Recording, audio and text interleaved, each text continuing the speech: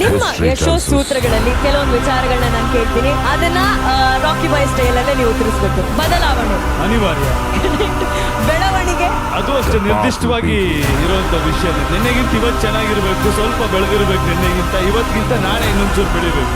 ಗೆಲುವು ಗೆಲುವು ಅನ್ನೋದು ಸಿಕ್ಕೇ ಸಿಗುತ್ತೆ. ಎಲ್ರಿಗೂ ಗೆಲ್ಬೇಕು ಅನ್ನೋ ಆಸೆ ಇರುತ್ತೆ.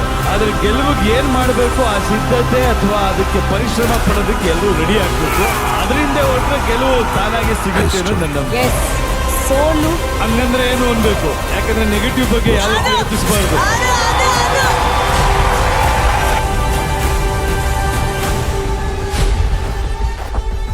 Powerful people make places.